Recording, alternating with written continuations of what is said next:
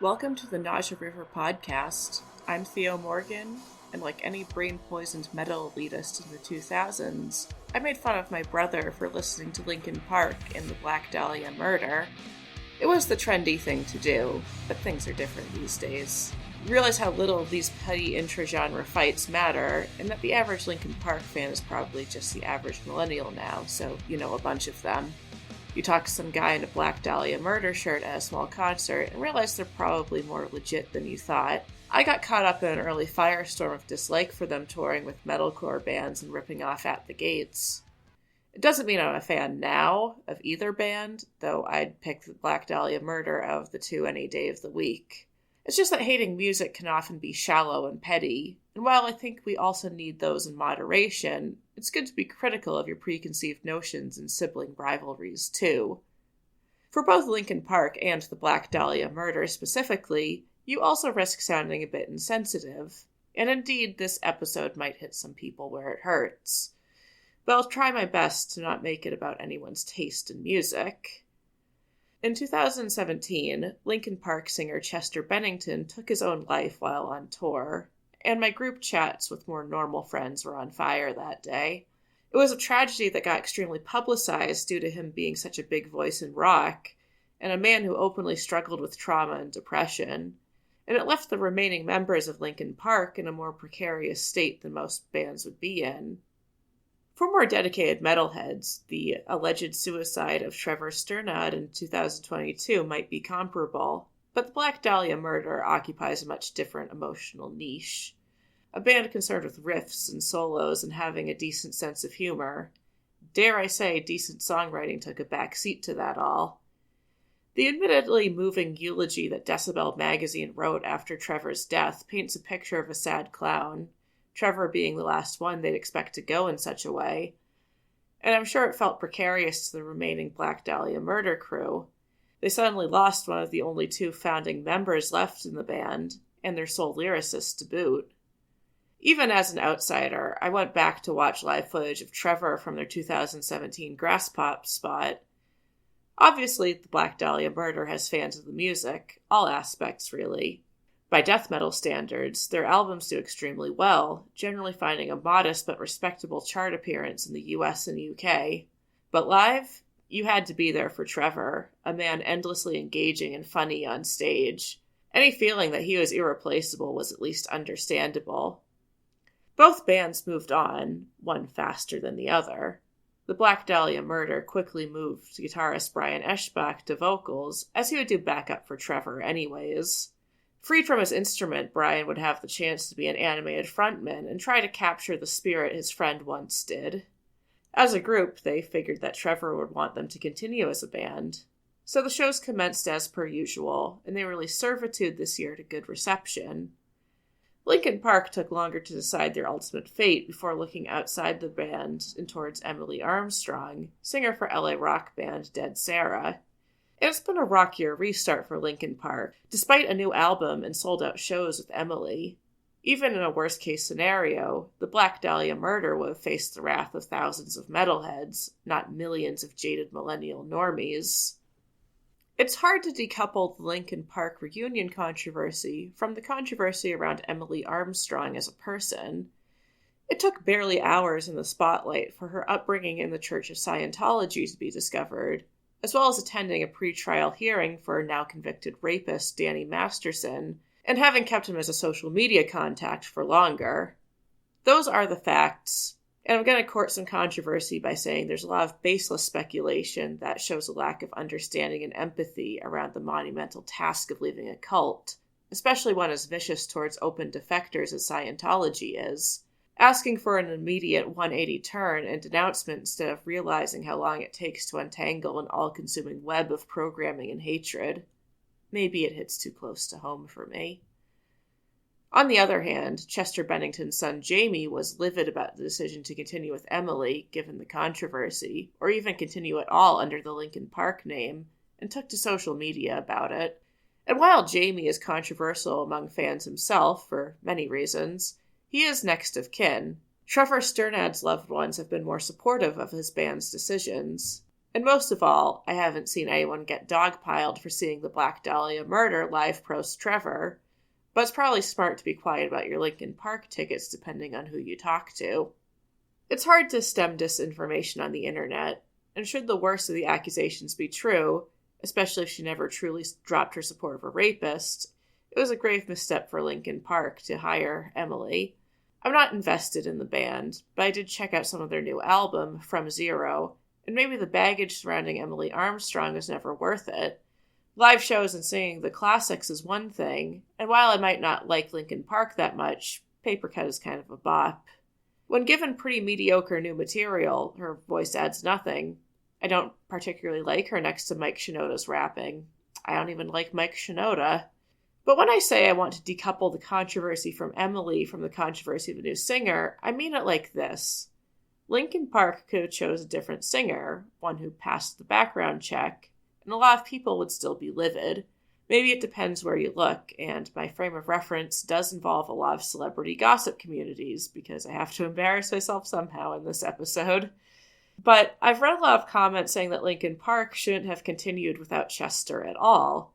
It wasn't just his son being protective of his father's legacy. Fans came to the conclusion without him that Chester might not have been the main songwriter, those credits go to Mike Shinoda, but that his personality and voice were the lifeblood of Linkin Park regardless. Shinoda should have pushed the new material to Fort Minor, or a new name entirely, and left Linkin Park in the past, a relic to collect nostalgia-fueled royalties. And I even saw more posts extending that to the general idea of replacing a deceased vocalist. It's never the same. You can't replace what's lost, especially when it comes to the voice, the only instrument you can never replicate. And broadly, I do agree that people are irreplaceable. I just don't think it's a bad thing to try anyways. I roll into this argument being a big fan of Fintroll, a band that retains precisely 0 founding members and continued on uninterrupted after the sudden death of guitarist and songwriter Somnium. And for what it's worth, they're on their 3rd vocalist. Generally, I'm happy for a band that can rise above tragedy and fill a role tragically left vacant, and understanding for those who can't. There are no rules to this for me. Taro won't record new music after the death of drummer Peiku Kanari, who was never credited with songwriting. Slayer plodded along after the death of Jeff Hanneman, who had a hand in writing nearly every song. I'm not here to play metal elitist with Linkin Park fans, I really am not, but a strong resistance to a band replacing a singer, one who wasn't even a major songwriter, it just doesn't jive with how metal tends to operate. Is it a flaw of the genre or the community that lineups can be more fluid or people can be more replaceable? I'm not sure. But for example, my favorite Black Sabbath era is Dio's, not Ozzy's. The Black Dahlia murder took the safest route they could with replacing Trevor Sturnod by keeping it internal, and it paid off. I went back to discussions amongst fans when they officially announced Brian Eschbach moving to main vocal duties, and everyone was optimistic even at the time, with the pain from losing Trevor still very new and raw. But maybe it's the cynic in me who thinks they could have made it work with a new recruit. Trevor's live energy was one of a kind, but he was far from the only engaging vocalist in melodic death metal. I literally spent paragraphs on how awesome Dark Tranquillity was live, and it probably betrays my true feelings on the Black Dahlia murder as a band, but I'd probably enjoy a new recruit's voice a lot more. I ended up seeing the Black Dahlia murder live this November, though as an afterthought as they shared the bill with Dying Fetus. Now there's a band with a ludicrous former members list, though they probably will die when John Gallagher does. Anyways, the Black Dahlia murder were hyped up to me a lot by their fans, and they were very entertaining. I can't really tell their songs apart, and it was at the Palladium in Worcester, so the sound was pretty ass. But no one phoned it in either. Brian Eschbach is a natural as a frontman, very talkative with the audience and active on stage, though he did seem a bit out of breath at times. But when he asked us to form one last circle pit for Trevor, it was clear that everything was done out of love for him. Maybe that's why metal bands tend to weather lineup changes, even really big ones, pretty well, and still try even if they don't. There's not tons of money to be made in this genre.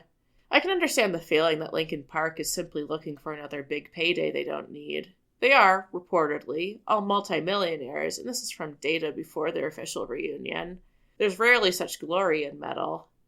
Typo Negative disbanded after the death of Peter Steele, and keyboardist Josh Silver ended up becoming a paramedic. This is about a band that a shocking number of normies know about, a band that ended up on MTV, a band that gets a major boost in vinyl sales every October.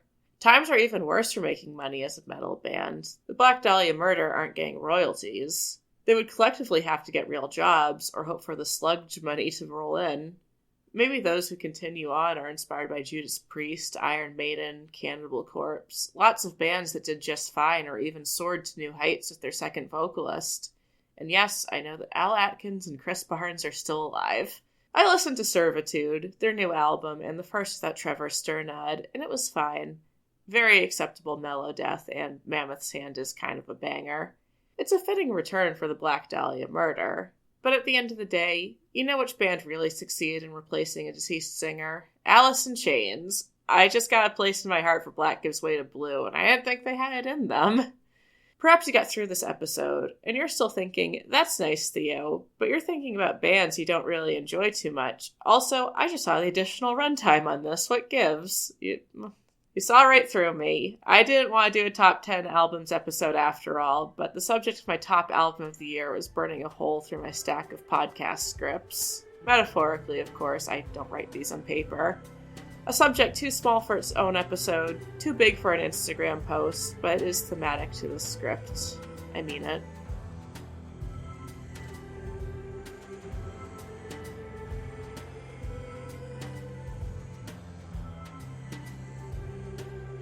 It was March 2023, and an ordinary day on Wikipedia when I looked at the recent deaths page, as I tend to. Don't ask the reason why. The entry for Eric Livingston stood out to me, as Wikipedia rarely has much to say about the passing of metal band members, but there he was, a multi-instrumentalist for the experimental metal group Mamalik, and dead at age 38, only 9 or 10 years off from my age at the time, and I had to ask an important question. What was Mamalik? I got hooked on Mamalik pretty quickly from that point on. They're a hard sell for a lot of music listeners, metalheads or not. They're also hard to justify as a metal band in recent years. Mamalik started out as an experimental black metal band, if you had to put a label on it, but after a decade and a half of making music, there's too much music to experiment with. There are intense, heavy, riffy portions of their two latest albums, Diner Coffee and Vita Blue, but placed in between a bizarre mixture of noise rock, jazz fusion, and Middle Eastern-inspired melodies. And the voice, the bellowing voice of a mysterious man in a balaclava. It's not quite singing, growling, or spoken word. I saw more than one comment comparing him to Bill Fagerbakke, the voice actor for Patrick on SpongeBob. It's hard to unhear it once the idea is planted in your head. In short, Mamalik is the perfect band for me. Vita Blue was this year's release. While promoted enough by the band and the Flenser, their label, it still came into my life with the same shock as a baseball through a glass window. A few extra glass shards cut my bruised body. Or, more literally, I almost broke down crying in an Aldi when the female voice in Vileness Slim came into the mix. And so it became my immediate pick for Album of the Year. Later releases challenged it, but didn't win. Nothing could speak to the ugly side of loss like Vita Blue could. The sorrow, the bitterness, the petty complaints, the embarrassment, and moving on to something greater, if that even happened for me. It happened for Mamalik, and they made a damn fine album. It's hard to talk about Vita Blue, an intensely personal album for the people behind Mamalik, without talking about the broad concept of Mamalik. Originally the project of two brothers, they expanded into a full band later on. They're all anonymous and only show up on stage in homemade masks or other face coverings, which is eye-catching, but not a bold new path either. There's no ongoing lore written for Mamalik, no character being played by the musicians, hardly even a unifying theme in their costuming. With the exception of Eric Livingston, they have never revealed their identities, nor has a third party uncovered them. I thought about other masked bands. Not every band wearing masks and costuming on stage is even anonymous. We know who's in Gwar and Imperial Triumphant, for example. And then there are those who got unveiled. For fighting legal battles, which revealed that Ghost was the project of Tobias Forga. Out of fan curiosity and selfishness, which leaked the identities of Sleep Token. Out of disgust and a need to name and shame, which connected Portal to Australian NSBM and other far-right artists in the country, though I do think those connections are a bit too convoluted. I just want to listen to Swarth in peace. Maybe it's a need to speak candidly. Slipknot eventually lifted their masks. Mama Leak avoided all those reasons. They're not politically inert, but they're on the left, if anything, not a bunch of Nazis. They've avoided court conflicts. The Flenser has upheld their anonymity, as well as the bands who have played with them on tour. And most of all, they're pretty obscure, and few publications are clamoring for an interview. I know I wouldn't get far with it. All of it has lent Mama Leak a lot of privacy. One could see their unmasking of Eric Livingston as a posthumous violation of his privacy. I disagree. For starters, he was known as a visual artist outside of his work with Mama Leak. But it was also a powerful symbolic moment.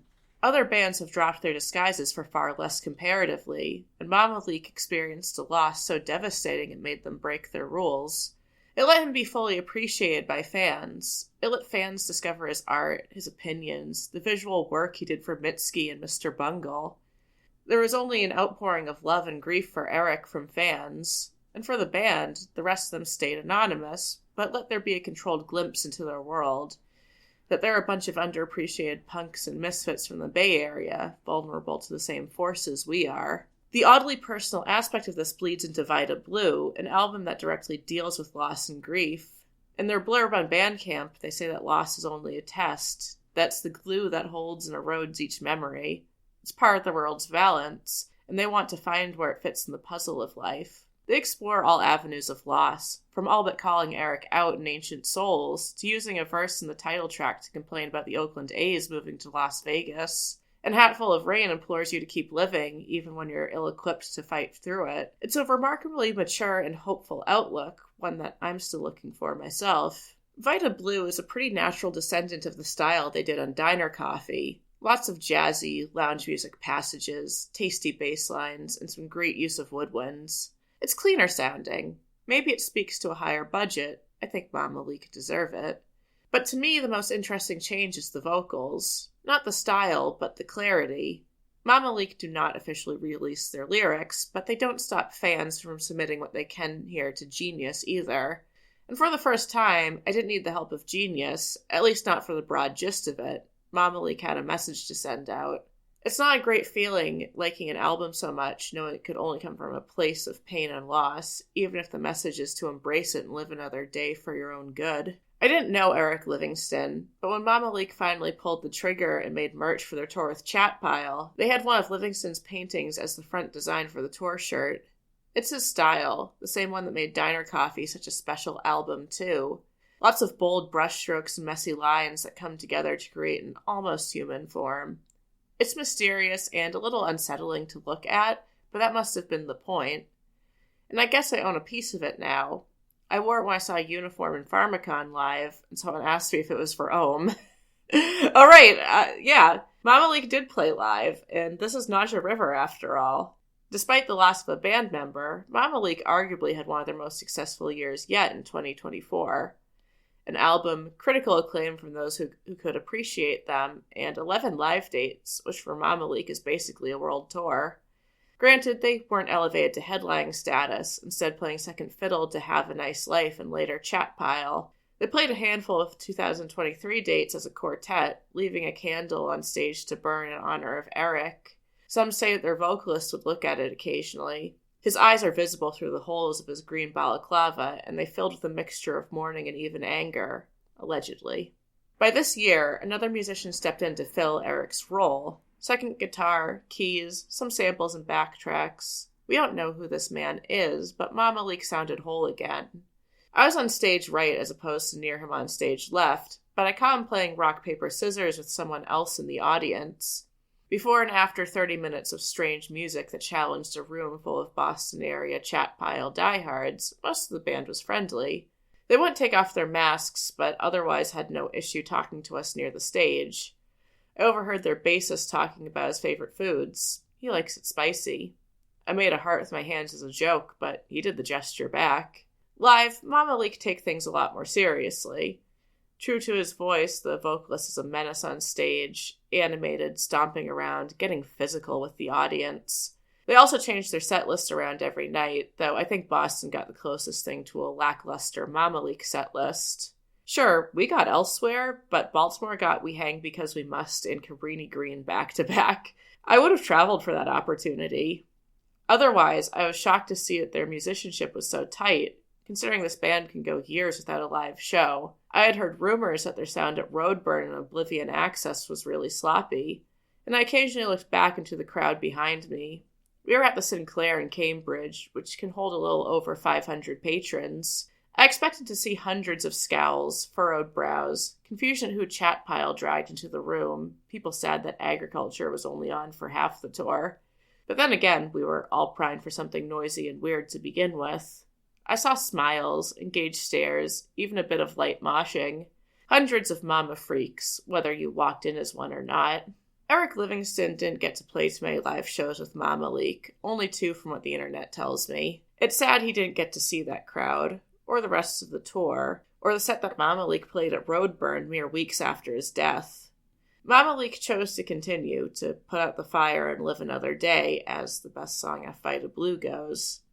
And for me, this podcast is a solo venture right now, so unfortunately it dies with me if I don't lose interest in it first. If it wasn't, then I'd trust my hypothetical co-host to use the name for a greater good. At least, name a band after it and blow a kiss to the ground after every show, because I don't think Blasphemy fans get into heaven. Anyways, I'm Theo Morgan, and give your friends a kiss on the forehead, because you never know what tomorrow brings.